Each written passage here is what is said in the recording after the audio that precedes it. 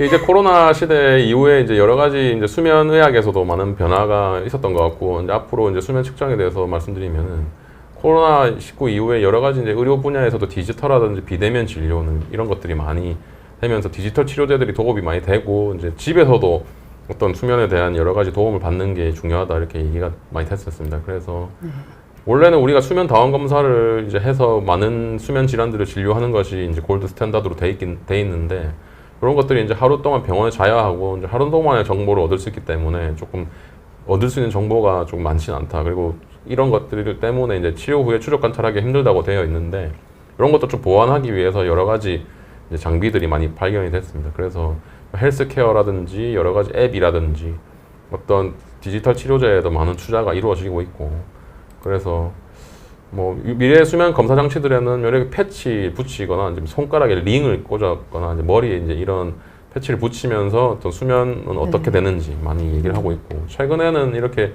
스마트워치들을 많이 하고 거의 대부분 많이 하고 다니시니까 여기서 나오는 여러 가지 정보들을 많이 이제 얘기를 하시더라고요. 그래서 그런 거 외에도 이렇게 이제 레이더 같은 걸 이용해서 이제 수면을 측정하는 것들이 많이 있고, 결국은 이런 장치들이 이제 수면을 뭐 어느 정도 이제 뭐 검사는 할 수 있겠지만은 완전히 어떤 질병을 얘기하는 것은 아니고, 결국은 이제 수면 다원 검사를 하기 위해서 이분은 약간 어떤 수면 자체가 요즘은 이런 것 같다, 그리고 어떤 질병이 좀 의심이 된다 하면은 어떤 결국은 이제 병원에 와서 수면 다원 검사를 받을 수 있게끔 하는 것으로 많이 이제 얘기가 되고 있는 것 같습니다.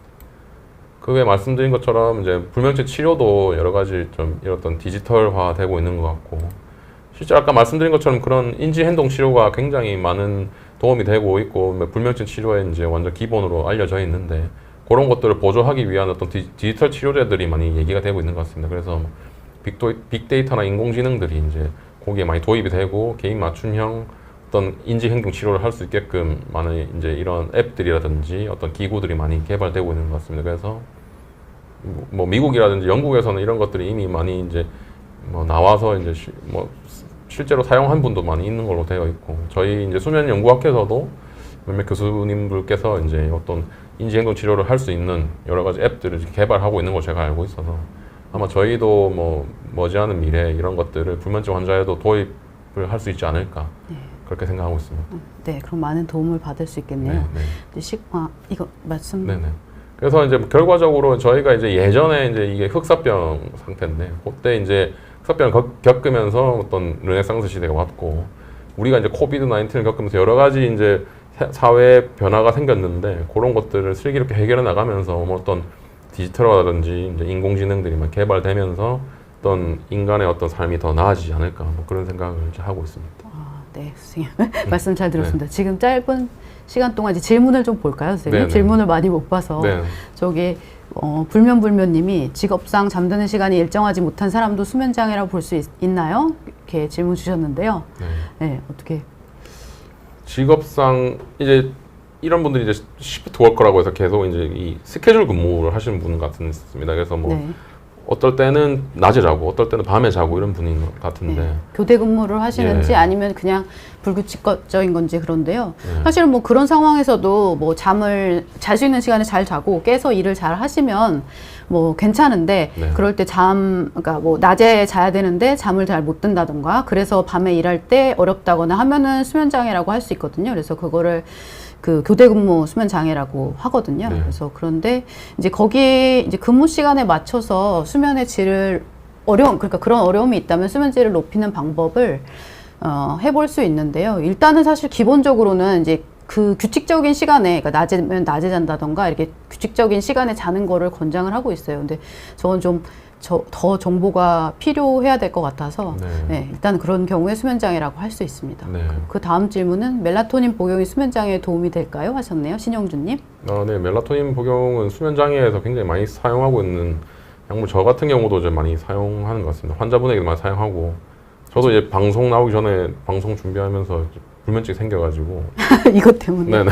이것 때문에 불면증이 생겨가지고, 뭐 저도 이제 멜라토닌을 복용했던 것 같습니다. 아까 말했던 여러 가지 사용을 해도 이제 잠이 좀 부족하게 되고 어떤 수면의 패턴이 완전 바뀌더라고요. 저희가 이제 불면증 경험해 보니까 네. 그 패턴을 돌리는데 이제 멜라토닌을 많이 사용했던 것 같습니다. 그래서 뭐 그냥 모든 수면 장애 환자들에게 쓸 수 있는 약이라기보다는 어떤 그 환자분의 어떤 상황에 맞춰서 멜라토닌 복용을 뭐 적절하게 사용하면은 수면 장애에 많은 도움이 될 수 있을 것 같습니다. 그 멜라토닌이 그 일반적으로는 방가기가 굉장히 짧거든요. 그래서 이제 수면제로 우리나라에 지금 그 처방할 수 있는 약으로 나온 게 멜라토닌 서방정이에요. 그 서카딘이라는 상품명이 있기도 하고 이제 여러 가지 상품명으로 나와 있는데요. 주로는 이제 그 보통 이제 잠들기 어려운 수면 개시 장애가 있고 수면 유지 장애, 그러니까 자다가 자주 깨는 게 있는데 멜라토닌은 이제 수면 유지 장애 환자들한테 더 효과적인 걸로 알려져 있고 의존성이 많이 없어서 많이들 좀 쉽게 사용을 하고 있습니다. 그리고 그 다음 질문은 어떤 거요? 선생님 한번 읽어보시겠어요? 하루 24시간 중 옵치님인데 하루 24시간 중 깨어있는 시간보다 자는 시간이 더 많고 한 번에 쭉 자는 게 아니고 이제 8시간 정도 자고 일어나서 3시간 정도 활동하고 다시 5시간 정도 잤다가 일어나고 몇 시간 활동하고 다시 자고 그럽니다. 꿈도 매일 꿔요. 기억력도 나빠지고 탈모도 오고 굉장히 많이 고생하시는 것 같습니다. 그래서 뭔가 수면이 계속 쪼개져 있는 분 같기도 하고 어떻게 보면은 전체 수면 시간은 또 어떻게 보면 많은 것 같기도 하고 그래서 12시간, 예. 13시간이 되시네요. 네. 네. 그래서 이게 수면의 질에 7시간, 8시간 자더라도 그게 뭐 수면 무호흡증이나 어떤 수면의 질에 문제가 있어서 낮에 많이 주무시는 건지 아니면 문제가 없는데도 진짜 과수면증이신 네. 건지 뭔가 더 진짜 이런 상황이라면은 좀 전문의를 네, 찾아서 병원을- 상담을 네. 해보시는 게 좋을 것 같습니다. 이런 경우는 보통 이제 활동 기록계를 이용해가지고 실제 네. 어떤 수면 패턴을 네네. 먼저 확인하는 것이 어떤 진료의 처음이 아닐까 네, 생각됩니다. 그렇겠네요. 네. 불면증 경험이 없나요? 불면불면님이 아까 선생님 잠깐 경험 아까 말씀하셨는데 말씀드린 것 같습니다. 그렇죠. 그리고 그 다음 질문은 제이제이님이 새벽 4시쯤 자서 12시, 1시에 일어나는데 오후 12시, 1시, 오후 1시겠죠? 일어나는데 8시간 꿀잠 숙면을 하시는데 이런 게 안 좋은지 궁금합니다 하셨습니다. 이런 분들은 이제 늦게 자고 늦게 일어나는 분이죠. 근데 네. 이제 8시간은 푹 잘 주무신다고 했네요. 네. 근데 일상생활에는 문제가 없으신가 봐요. 그러니까 늦게 네. 오후 1시에 일어나도 문제가 없는 분이시라면 만약에 뭐 오후에 일을 하신다던가 네. 그러신다면은 괜찮을 것 같습니다. 그럼 괜찮으신데 네. 네. 그렇게 되면은 뭐 식사 시간을 맞추기도 좀 쉽지는 않을 것 같고 네네. 사회 활동이 조금 네, 그죠. 일반적인 학교나 사회 활동은 좀 네. 어려우시겠죠. 그래서 네. 그거를 고치시고 싶다면은 이제 그거에 맞춰서 하는 방법이 있는데요. 아침에 밝은 빛을 쏘이고 뭐 이렇게 하는 방법이 있는데요.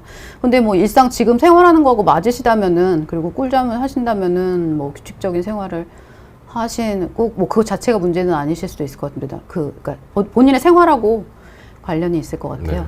그래서 그 다음 이제 시간이 얼마 안 남아서 어떤 선생님 마음에 드는 질문에 대답을 좀 해주세요. 쑥님이 매일 수면 전에 처방받은 수면제를 장기 복용하는 건 괜찮을까요? 하시는데 결국 수면제를 장기 복용하는 것은 뭐 좋지 않은 것으로 많이 알려져 있어서 결국은 수면제를 이제 보통은 그냥 이제 잠이 안 오니까 이제 수면제를 복용하다가 점점 많이 복용하게 되는데 실제로 제일 처음으로 돌아가서 왜 수면제를 복용하게 됐는지 실제로 수면제를 복용하는 그런 질환이 맞는지부터 확인하는 게 중요한 것 같고 뭐 실제로 이제 저희가 치료를 하다 보면은 수면제를 많이 줄이시거나 없이도 이제 지내분도 수 있는 분도 많거든요. 그래서 장기 복용은 되도록이면 안 하시는 방향으로 하시는 게 좋지 네, 않을까 그렇죠. 합니다. 네, 다른 방법으로 하시는 게 좋을 것 같고요. 네. 저기 선크림을 많이 바르면 멜라토닌 차단될까요? 박시은 님이 물어보셨는데요. 그 멜라토닌 차단되는 거는 빛인데 빛이 눈으로 들어와서 그게 뇌 시상하부 거기에 들어가는 거거든요. 그래서 선크림하고는 상관없습니다. 눈을 통해서 들어가는 거니까요. 아까 말씀하신 그 선글라스하고는 좀 상관이 있을 수도 있을 것 같은데요. 그렇습니다. 지금 질문 많으셔서 시간이 다 됐는데요. 오늘 선생님 어떠셨나요? 인사해 주시겠어요? 네, 오늘 뭐 준비한 거를 이제 막 다 말씀드리지 못하는 것 같기도 한데 또 최대한 뭐 불면증으로 고생하시는 분이 굉장히 많은 것으로 알고 있고 그런 분들에게 약간 팁이 되었으면 좋겠다는 생각을 했습니다. 그래서 뭐 다양한 방법들이 있지만 뭐 자기한테 맞는 것을 사용하는 게 중요하겠고 혼자서 이제 이런 불면증 이겨내려고 이제 그렇게 하지 마시고 병원을 찾아서 정말 내가 이제 그런 것이 내가 가지고 있는 수면 질환이 뭔지 이거 확인을 먼저 한 다음에 어떤 정확한 방법으로 이제 이겨내는 방법을 하시는 것이 좋겠습니다. 네, 오늘 김현우 선생님 부산에서 멀리 오셔가지고요. 좋은 말씀 해주셔서 너무 감사드리고요. 네. 여러분들도 꿀잠 주무시고 모두 비욘디 가족님들 오늘 같이 해주셔서 너무 감사드리고요. 모두 꿀잠 좀 주무시고 건강 잘 챙기시기 바랍니다. 행복하시고 건강하세요. 감사합니다. 네, 감사합니다.